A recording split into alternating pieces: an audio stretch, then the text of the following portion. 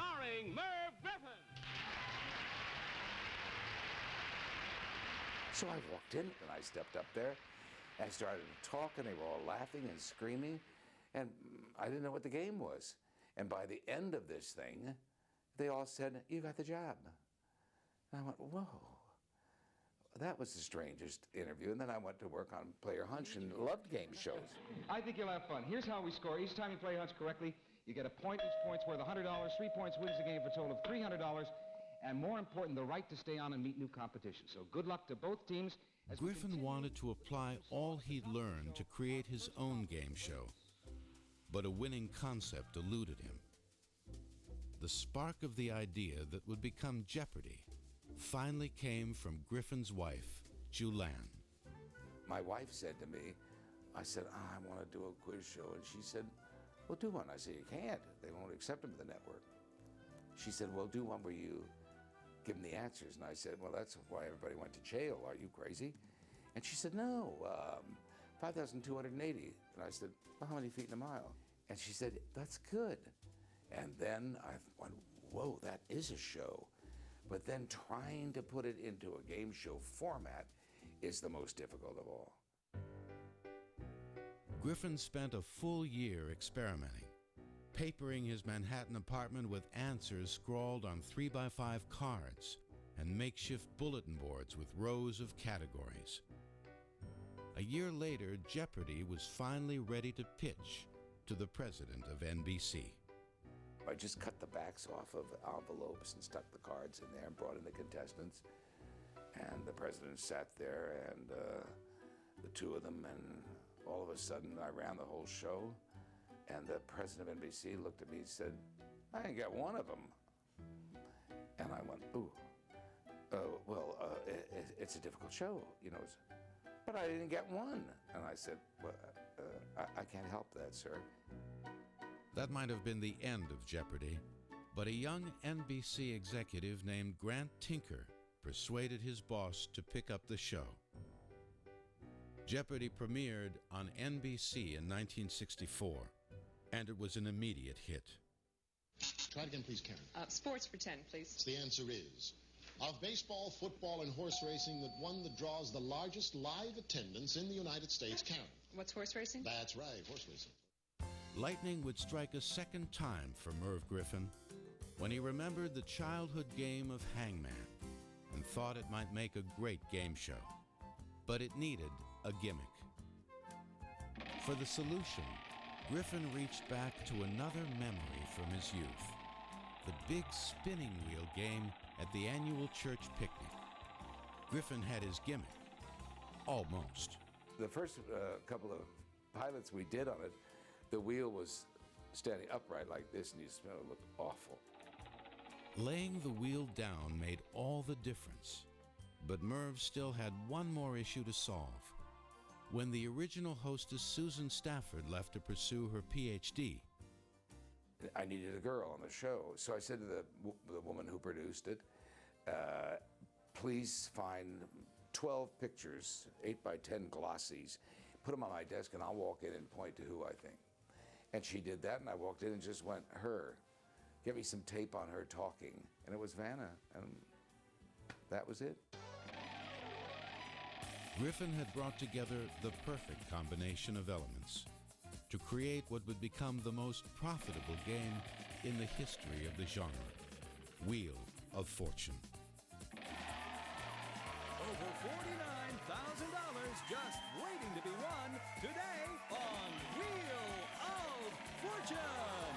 Now, here's your host, Chuck Willoughby. If a kid's game like Hangman could be morphed into a major game show franchise, why not another childhood favorite, Tic-Tac-Toe? That was the question producers Merrill Heater and Bob Quigley pondered in early 1964 as they developed a game with a giant tic-tac-toe board and celebrities in the squares. When they mounted Hollywood Squares with those 9 cubicles, I saw that going up and I couldn't believe it. That was really monumental. That was the biggest, strangest, wildly different thing I'd ever seen in my life. It was so big, I thought to myself, that's got to crumble. It cannot work because it's too big, it's overdone. It was a huge success. Huge success. What would you normally find a camper mounted on? A camp press. Hollywood Squares is the most fun game show in the world. Much of the show's popularity flowed from the party atmosphere. 9 celebrities having a good time together. Karen, a parachutist hits the ground at how many miles per hour? Did his chute open? Did the stars know the question? I'd say no. They never knew the question. They knew an area of the question, but they never knew the question. They might get a joke, but they never knew what the straight line was. You'd tape 5 in a day. So you'd do 3 shows, break for dinner, and then you would do 2 more. And by that time, they'd serve wine at dinner. So that was always interesting. At home in bed at 2 o'clock in the morning, you think of the greatest line that you didn't use. That's enough to kill a person. Say, are most stolen cars recovered? I had one recovered in a zebra once. You had Red Fox. He loved to be very bawdy with you. And during the commercials, he would say some pretty wild things.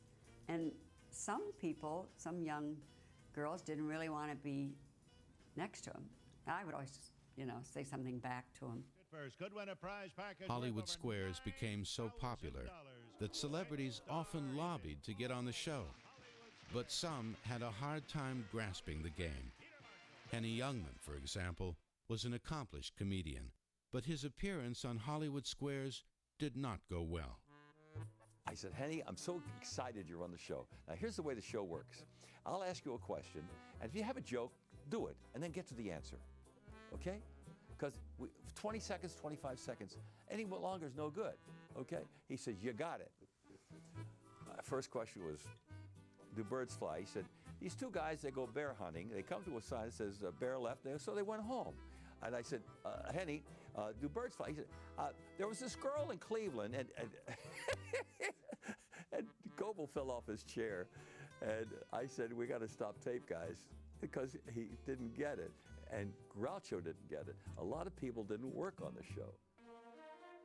The celebrities who could work within the show's format often stayed on for years and became household names. Charlie Weaver, Wally Cox, Paul Lynde. According to the Red Cross, when will they stop accepting blood donations from a person? Oh, when he dries up. Hey, Paul, how many men on a hockey team? About half. Bang, that's it. There you go. Now move on. That's the show. You can't do a long monologue. Will humming help your tennis game? This struck me funny. Will humming help my tennis game? Sure, why not? It takes your mind off your balls or something. And I said, yes, it'd probably take your mind off your balls. And then I went, well, the audience became hysterical. Charlie Weaver got up and walked off, even though he couldn't walk very well. And it was one of those things where the laughter went on forever, and I just had my head down on the desk.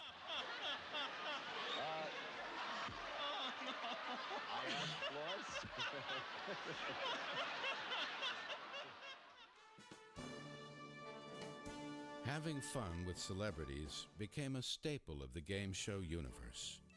But could a game succeed by extracting humor from the contestants? The one man who knew the answer was game show producer Chuck Barris, one of the most unusual people in American television. And when you walk into Chuck's office, there's a urinal on the wall, and he was just one of, he was just a eccentric guy. But I have nothing but nice things to say about Chuck Barris. He knew exactly what he was doing. He figured out very early that John and Mary Jones are the funniest people in the world. Oh, boy. Bachelorette is a chronic disco dancer. He's here tonight to answer the musical question, can the hustle really clear up the stress in the lower track? Barris made his first big splash in late 1965 with The Dating Game. The show didn't have a quiz or big money prizes. Instead, it featured ordinary people having fun. Bachelor number 1. I really like ice cream. If you were ice cream, what flavor would you be? Barris soon followed up with The Newlywed Game, which also gleaned humor from regular folks. What animal, Lisa, did you inherit your rump from? I said her mother. What are you looking at my mother's rump for? It's not even big. You can't miss it. The thing's the size of a Buick. You can't even get it through the door. It's not. It's big. It's the size of a Buick. Big boned. Barris took pride in avoiding the usual game show hosts. When Bob Eubanks was tapped for the Newlywed Game, he was the youngest person ever to MC a game show. After the first show, Chuck Barris came to me, and he says, I need to talk to you. I said, what's the matter? He says, you've just done something I've never seen anybody do before. I said, what'd I do? He said, you went a half hour without blinking. So I had to write myself a note. We'll be back with more of the Newlywed Game, and it says, blink, I mean, I go, blink, blink.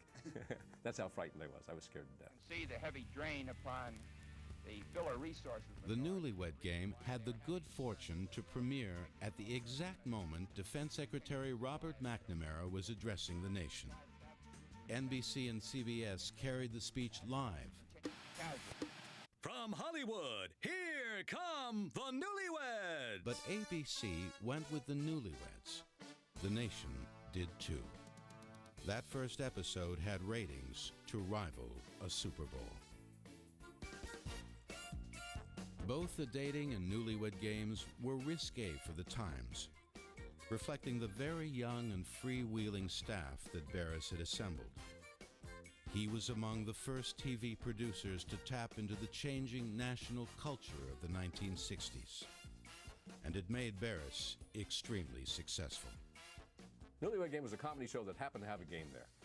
And that's really what it is. You know, nobody talks about, you know, wow, did you see that great prize they won? Or wow, they sure knew each other. No, they only talk about the funny stuff. In coins, how much money could your belly button hold? Carrie? I've never tried that. I guess I would say a dime. A dime. He said your belly button could hold $1. Jerk, $1? Well, it's big and round but shallow. He said a big old silver dollar is what he said. You're going to have to give him a ride home, too. I don't have no. He figured it out, man. He was doing reality television back then before we even knew what the word reality meant. He had great instincts. Great instincts. Barris's unique instincts came at just the right time for ABC. A perennial third place also ran. The network was in financial trouble. Newlywed Game and Dating Game and Let's Make a Deal, I believe, literally saved ABC. We took that network from here to here because every show, not only did we get that time period, but every show following us zoomed up. I remember Michael Eisner was the head of West Coast daytime television. He came up to me one time at a party. He says, you're very important to me. He says, you're very important to me. Because he realized that these three shows, Dating Game, Newlywed Game, and Let's Make a Deal, literally saved the network at the time. I remember it was so much fun going into his offices because everybody was young around him. They were excited, they were exuberant, they loved what Chuck was doing. He had started with practically nothing, and all of a sudden, he was the king, quote unquote, of ABC. What's your idea of a dream girl? Join our new weekday game, Dream Girl of 67. Barris's golden touch had its limits. Many of his creations did not catch on. Shows like Dream Girl 67, The Parent Game, and How's Your Mother-in-Law, hosted by Wink Martindale. And it was called How's Your Mother-in-Law? I've had people say to me, what was the format of that show? What was the concept? And I've laughingly said, and this may not be totally true, but I said there was no concept. That was the problem. it wasn't all that great an idea. While a great idea is the key to a game show's success, another element is equally critical: the MC. We'll be back right after a little old pause for station identification.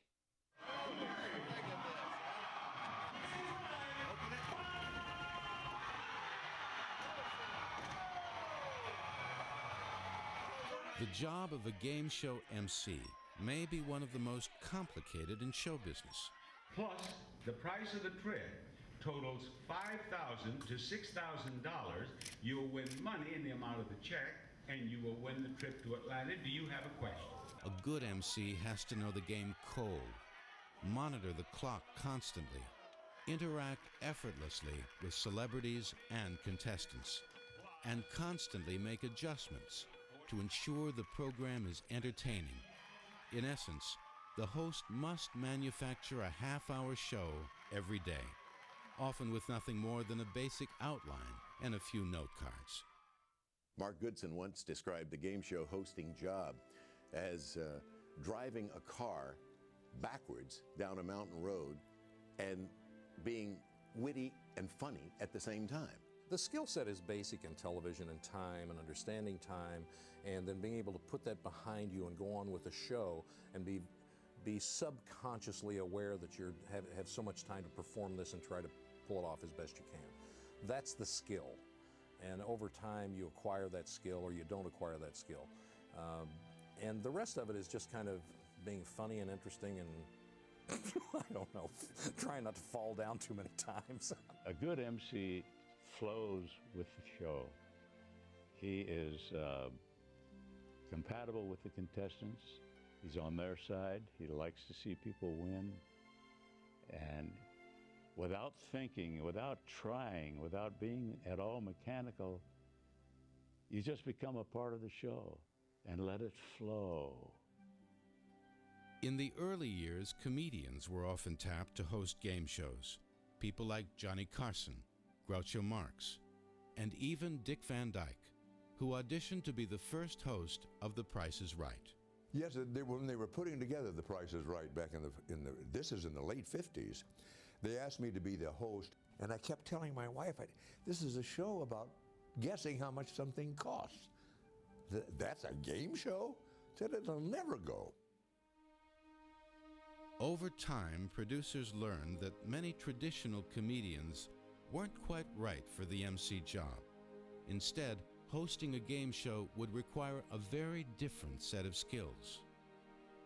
The whole secret is to listen. If you listen to what the contestant is saying, then go and make something from it. Creating spontaneous entertainment, it's like mining for gold. You find this wonderful little contestant or big contestant or whatever, and you go with that person and get that audience laugh. There's nothing like that. I would have to watch myself because there were so many openings for jokes and things. And I said, no, Pete. You're the straight man. Just stay right where you are. As with many professions of the era, women were often overlooked as potential game show MCs. In 1949, Arlene Francis briefly hosted a program called Blind Date, but for nearly 40 years, women were shut out. TV producers recognized Betty White's potential as an MC, but the networks refused over and over. The network said, no, a woman just can't, she can't hold a show together, and she just doesn't have, it just doesn't work with a woman, you know. White finally got her chance to MC on a game called Just Men. She won an Emmy, but the show was quickly canceled. Then they started doing research. They said, we have research. You know, they love to do research. We have research that says that women are basically in love with the guys that host game shows, that it's like a romantic, a fantasy romance connection. Despite the research, Vicki Lawrence was hired to host Win, Lose, or Draw. She faced unique challenges because the producers wouldn't let her wear skirts. They thought suits would give her more authority. And, you know, I do not have Vanna White's body, so some days the stuff would not work. And my wardrobe gal and I would be peeing in our pants because it would look so horrible on me. So we'd have to go on to the next suit, see if we could make that work, you know. And then the booth would be calling, going, "Where's that red suit? She's supposed to be in that red suit." Well, the red suit didn't fit over her left thigh, so we had to move on to the blue suit, you know. Who was the best MC of the pioneering era? Bob Barker has the most awards and greatest longevity. But for sheer versatility, one other name appears on every insider's list. But there was one guy who was good at everything he ever did. And you know why? Because he was very natural. He was very polite. He loved his contestants and the other people. And his name was Bill Cullen. Actual retail value $332.94. Mr. McCaig, it is yours.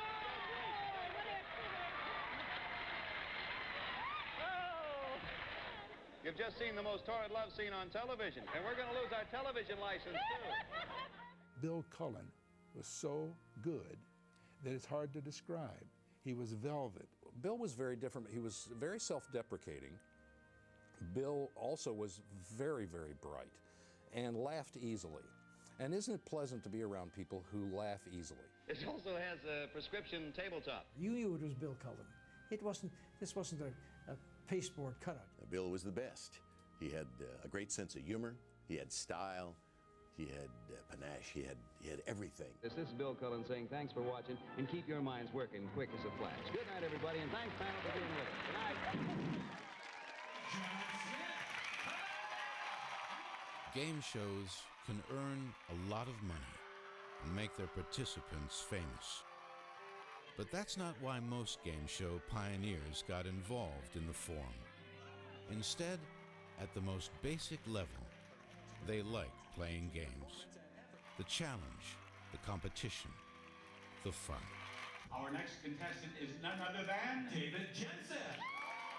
I began to realize that games have been around forever, and I have loved them forever. I fell in love with the game. I love the game of Password. Let's face it, people love to play games. People love to see people win. I love the people. I'm a people person, and so I don't care if they jump on me, and I don't care if they yell and they faint, but if those are my people. You're not doing something like curing cancer or anything. You're just having fun and giving people 30 minutes of entertainment. Game shows give the public a chance to get to know you as a person, because you're not playing a role or not singing a song. You're speaking for yourself in your own voice, so they feel that they know you a lot better than if you're in a movie or in a television show. Now, Eddie, I think I'm a pretty good judge of character, so what kind of illegitimate business are you in? Audience laughed, and it startled me. I thought, oh, that's a beautiful sound. I'm going to see if I can get them to do that again. And I've been doing it for 50 years. We're going to stop this film cold. Is that right? No. For more than 50 years, we've been watching game shows, playing along, joining the party. Your mind's working quick as a flash. Good night, everybody, and thanks, panel, for being with us.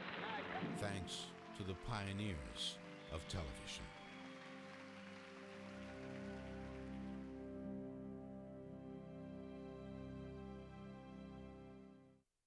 Don't go away. Pioneers of Television will continue in a moment.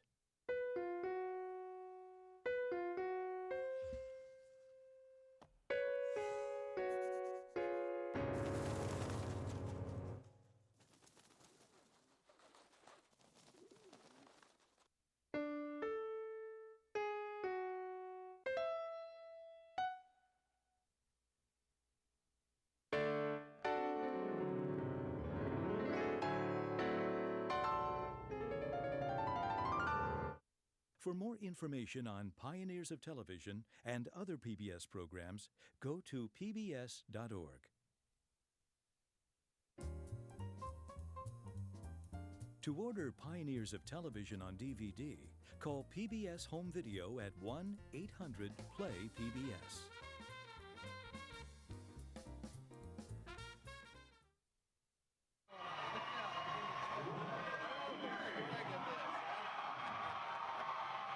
Yes, sir. Very good.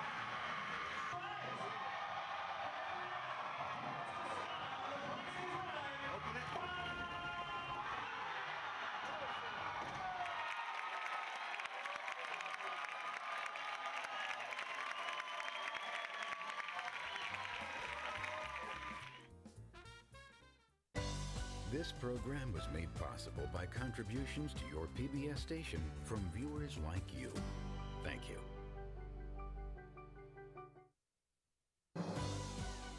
We are PBS.